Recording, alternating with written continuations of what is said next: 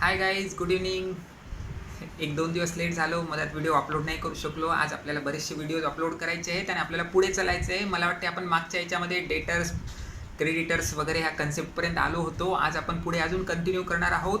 आज आपल्याला बरंचसं संपवायचा प्रयत्न करायचा आहे. त्याच्यानंतरची कन्सेप्ट आहे आपली bad debts. An irrecoverable amount from a debtor is known as bad debts. It is a revenue loss to the business. मित्रांनो, आपल्याला आधी सांगितल्याप्रमाणे debtors means a person to whom a businessman or a proprietor or a person who is giving business owes money. म्हणजे जो व्यक्ती व्यवसाय करतो तो ज्या व्यवसायाच्या आधारे लोकांना उधारीवर वस्तू किंवा सर्व्हिस देतो त्यांच्याकडून जे पैसे येणं असते त्याला डेटर्स म्हणतो. मग काही कारणास्तव या लोकांना जी आपण उधारी वाटलेली असती ती उधारी जर आपली येऊ शकली नाही, ते बुडीत खात्यात गेलेलं रक्कम, तर त्याला अकाउंटन्सीच्या भाषेत बॅड डेब्ट्स असं म्हटलं जाते. Bad debts is a thing or a concept in accountancy means that a person to whom the goods are sold on credit basis and later or thereafter some time that debtors refuses to pay the money. In short, those are the bad debts or the money is not recoverable in cash. म्हणजे थोडक्यात ज्या व्यक्तीला तुम्ही उधारीवर वस्तू किंवा service सेवा दिलेली आहे तो व्यक्ती तुमची उधारी डुबवतो, तुमच्या उधारी द्यायला सक्षम राहत नाही, त्याला आपल्या अकाउंटन्सीच्या भाषेमध्ये बॅड डेब्ट्स म्हटल्या जाते. आणि bad debts is a revenue loss. आता कॅपिटल अँड रेव्हेन्यू लॉस का आहे तो येणाऱ्या कन्सेप्टमध्ये आपल्याला क्लिअर होईल. सध्या आपण फक्त एवढं समजून घ्या की it is treated as revenue loss in the business. Now there are expenditure. अकाउंटन्सीमध्ये एक्सपेंडिचर म्हणजे खर्च, मराठीमध्ये त्याचा शब्दशः अर्थ आहे खर्च. खर्च दोन प्रकारचे आहेत मित्रांनो. One is a capital expenditure and another one is a revenue expenditure. The term capital expenditure is defined as a expenditure incurred to acquire the fix asset or to increase the value of fixed asset. It gives a benefit for a long period of time and time is a non-recurring in nature. An expenditure in a business incurred to acquire a capital asset and the asset which gives a benefit in a very long time or a spreaded over a period is called as a capital expenditure. आता विद्यार्थ्यांनो किंवा मित्रांनो, fix assets म्हणजे काय आहे हे परत येणारं आपण पुढं पाहूयात. कॅपिटल एक्सपेंडिचर, एक्सपेंडिचर म्हणजे खर्च, कॅपिटल म्हणजे मोठा एकदाच होणारा, सारखा न घडणारा.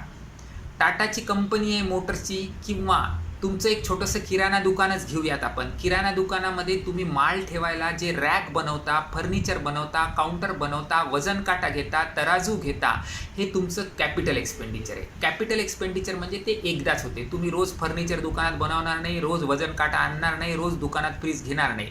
ते तुमच्यासाठी एकदाच लॉंग टर्म इन्व्हेस्टमेंट आहे, त्याला कॅपिटल एक्सपेंडिचर म्हणते.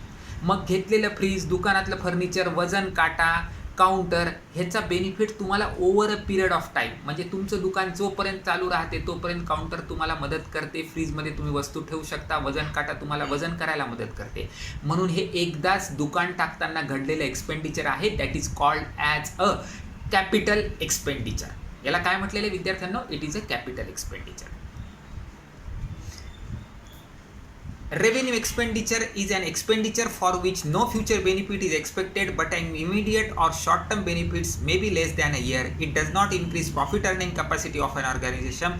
These are normal day-to-day operating expenses of a business organization and appears to the debit side of trading and profit and loss account.